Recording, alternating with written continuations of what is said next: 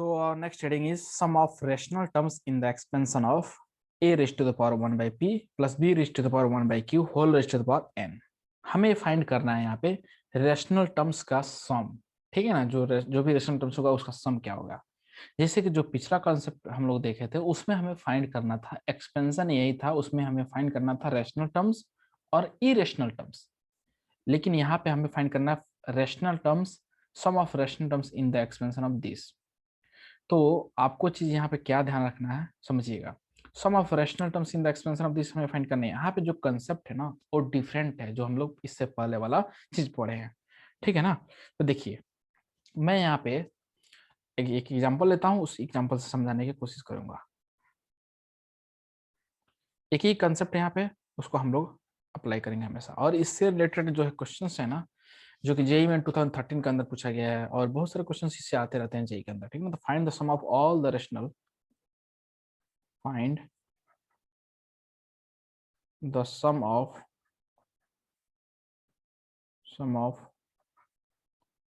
all the rational terms,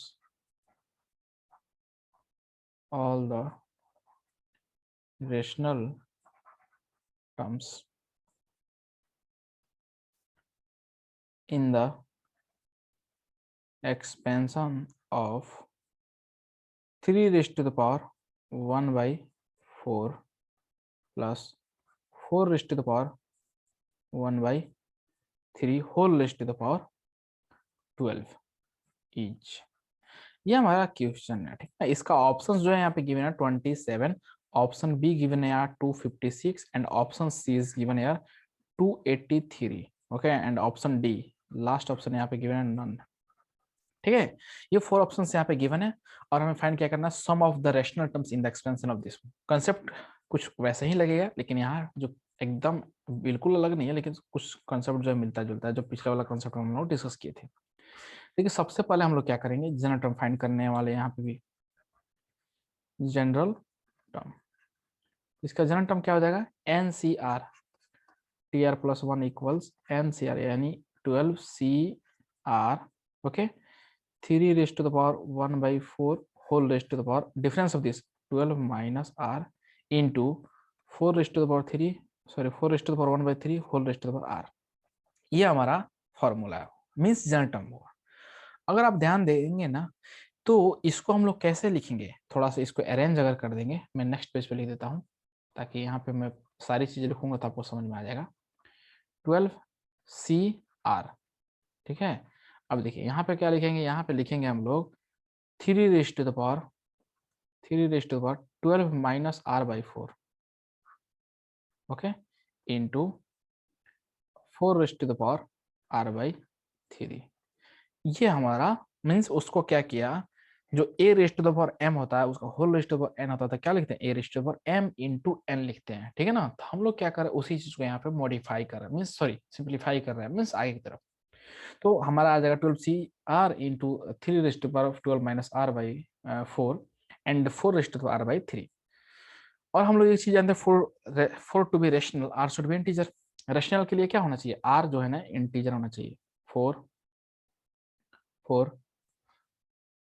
R to be, sorry, for to be rational,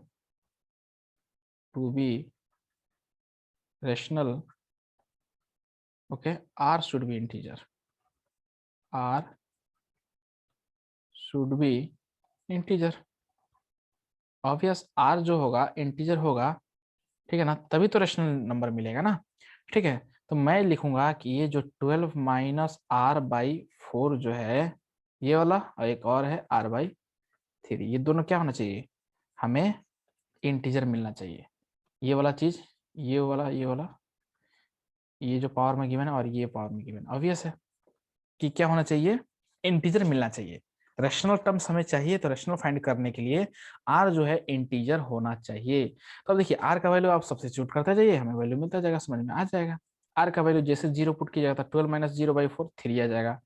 are का value आप 4 put कीजिए तो 12 minus 4 कितना, 8 by 4 क्या हो जाएगा 2, यानी इंटीजर। 12 माइनस यहाँ पे आप नेक्स्ट वैल्यू 8 पुट कीजिएगा तो 12 माइनस 8 क्या होता है 4 होता है, 4 divide by 4 1, yes we are getting integer, it means it's okay. In the same way, if you put r equals to 12, so 12 minus 12, 0 by 4 means 0.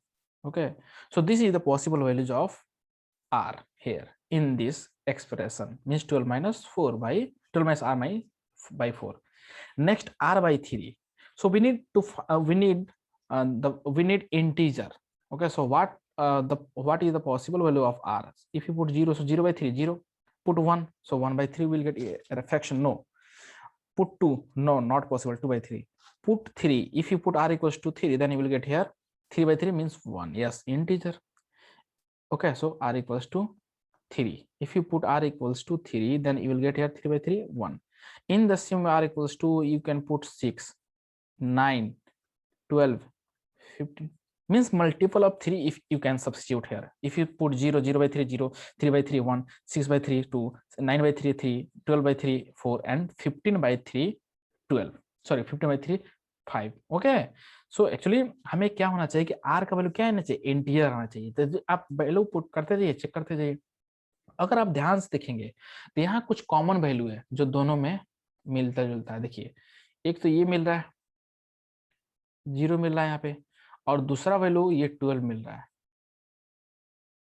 ठीक है ना, ये हमारा कॉमन वैल्यू है. ठीक है, ये 4 तो मिल नहीं रहा, 8 भी नहीं मिल रहा, 3 भी नहीं है, 6 कहीं है नहीं है, दोनों में. 9 है नहीं, दोनों में नहीं, एक में है. 15 है, सिर्फ एक में है. तो ये हमारा कॉमन वैल्यू. मैं यहाँ पे लिख देता हूँ common values of R. R का कॉमन वैल्यूज क्या होगा, देखिएगा. आर का कॉमन वैल्यूज तो एक 0 बन रहा है, एक 12 बन रहा है. ठीक है, यही दो पॉसिबल वैल्यू है जो कि आर का वैल्यू कॉमन है. ठीक है, तो अब हम लोग क्या करेंगे, जो हमारा ये गिवन है ना, ये वाला ये, इसको इक्वेशन 1 मान लीजिए. क्या है, इसको इक्वेशन 1 मान लीजिए. तो अब हम लोग क्या करेंगे, substitute means put these value in equation 1. Equation 1 में ये वैल्यू सब्स्टिट्यूट कर दीजिए. So now we will get here means 12. मैं r का वैल्यू 0 पुट करता हूं तो क्या मिल जाएगा, 12 C0 3 raised to the power 12 minus 0 by 4 into 4 raised to the power 0 by 3 plus, क्योंकि एक या तो r का वैल्यू 0 ले लो या 12 ले लो, तो आप प्लस करेंगे. एक और वैल्यू पॉसिबल इसका वैल्यू है जो कि 12 3 raised to the power 12 minus 12 divided by 4 into 4 raised to the power 12 by 3. ठीक है ना. अब देखिए यहाँ से क्या मिल जाएगा, यहाँ से आपको मिल जाएगा 12C0 okay 3 raised to power 3 into 4 raised to power 0 plus 12C12 into 3 raised to power 0 into 4 raised to power 12. Sorry 4 raised to power 12 by 3 means ये आ जाएगा 12 बाई 3 मीन्स 4, ये आ जाएगा. ठीक है ना.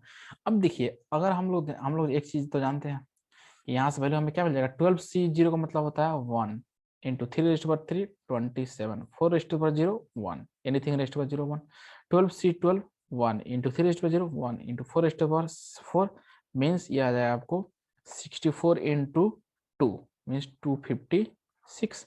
अगर दोनों का आप ऐड कीजिएगा तो आपको आ जाएगा 283.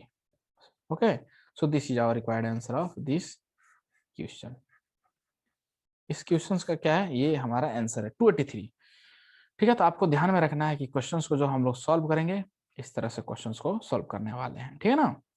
तो एग्जांपल बहुत ही आसान है और यही मेथड हम लोग हर जगह अप्लाई करने वाले हैं. ठीक है, तो option C is the right answer of this question.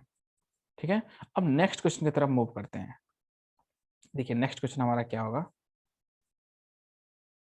Next question है हमारा, find the sum of the rational terms, find the sum of the rational terms in the expansion of.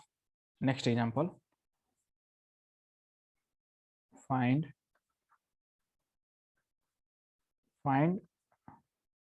sum of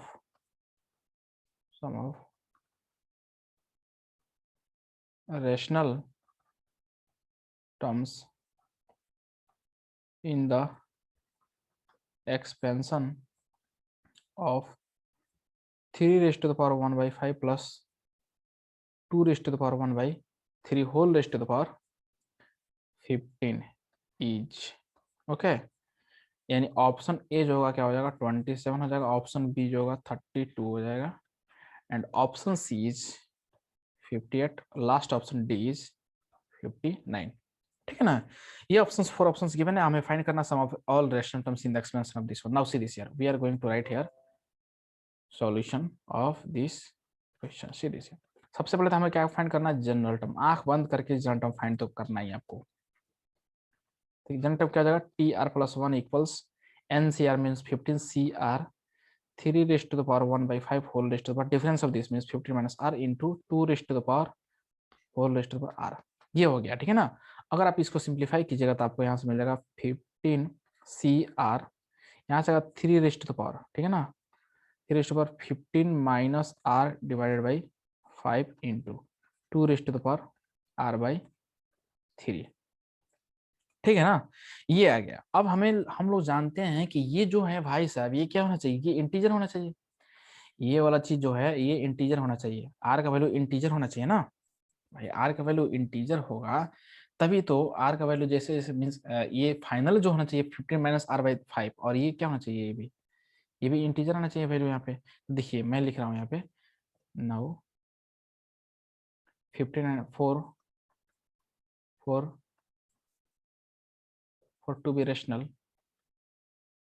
for to be rational R क्या होना चाहिए, integer होना चाहिए। देखिए मैं लिख रहा हूँ for to be rational 15 minus R by 5, यहाँ पे ये है आर बाई 3 है।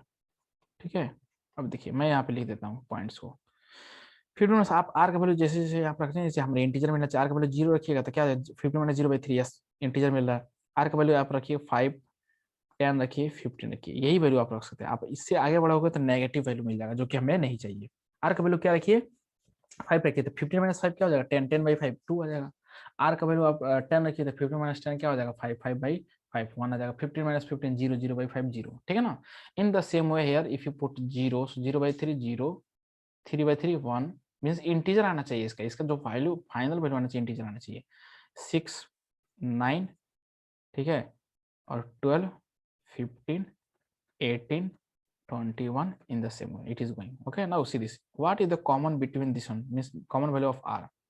अगर आप देखेंगे तो ये जो है ये दोनों कॉमन है, 0 0, उसके बाद 5 तो नहीं है, 5 कहीं है नहीं है, 10 है नहीं है, 3 दोनों में नहीं है, 6 दोनों में नहीं है, 9 दोनों में नहीं है, 12 दोनों में, yes 15 is available in both. 15 जो है प्रेजेंट है दोनों में। तो हम लोग अब यहाँ पे लिखेंगे common values of R, common value